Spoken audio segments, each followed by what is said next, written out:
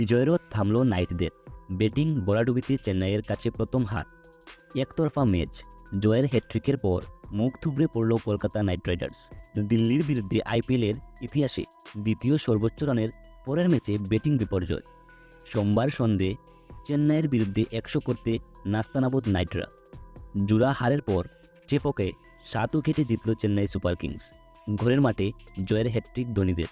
প্রথম ব্যাট করে 9 উইকেট হারিয়ে 137 রান তুলে কেকেআর। জবাবে 17.4 ওভারে লক্ষ্যে পৌঁছে যায় সিএসকে। রবীন্দ্র জাদেজার ঘূর্ণি ম্যাচের ভাগ্য বদলে দেয়। 18 রানে 3 উইকেট শিকার চেন্নাইয়ের অলরাউন্ডারের। 66 রানে অপরাজিত ঋতুরাজ গাইকোয়াড়। ইনিংসের প্রথম বলে ফিল সল্টের উইকেট হারালেও পাওয়ার প্লেতে ম্যাচের রাশ ছিল নাইটদের হাতে।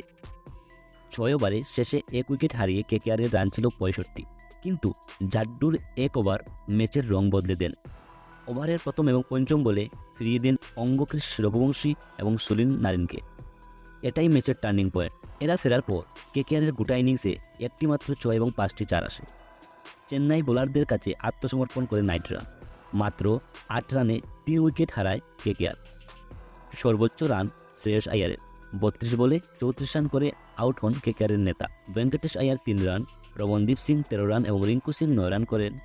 তার মধ্যে আন্দ্রে রাসেলের ছিল 10 রান। কেউই রান পায়নি।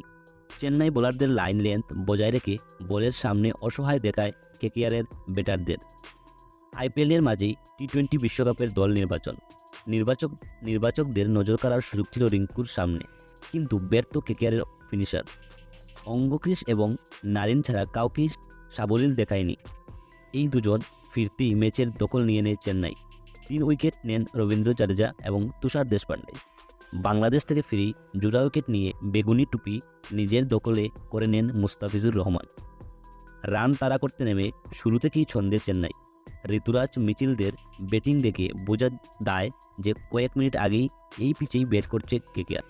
প্রথম কয়েকটা ম্যাচ রান না পেলেও এই দিন নাইটদের বিরুদ্ধে ফর্ম ফিরে পান চেন্নাইয়ের অধিনায়ক। 60টি 4-এর সাহায্যে 45 বলে 50 রান সম্পূর্ণ করেন। 4 ম্যাচে ওই দিন প্রথম টসে জিতেন ঋতুরাজ। কেকেআরকে ব্যাট করতে পাঠান।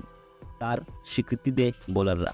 দ্বিতীয় ইনিংসে শিবিরের জন্য কার্যকারী হয়নি নাইটদের স্পিনাররাও। দলের 27 রানে রচিন রবীন্দ্র 15 ফিরে গেলেও দ্বিতীয় উইকেটে 70 রান যোগ করে ঋতুরাজ গায়কোয়াড় এবং ড্যারেল মিচেল। 25 রানে নারিনের বলে বোল্ড হন কিউই ক্রিকেটার, কিন্তু তার আগে যা ড্যামেজ করার তা করে দেন মিচেল।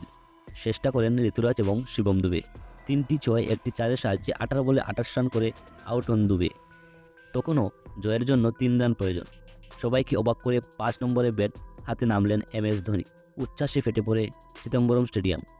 এই মুহূর্তেই একদিন চিপকের দর্শকের সেরা প্রাপ্তি।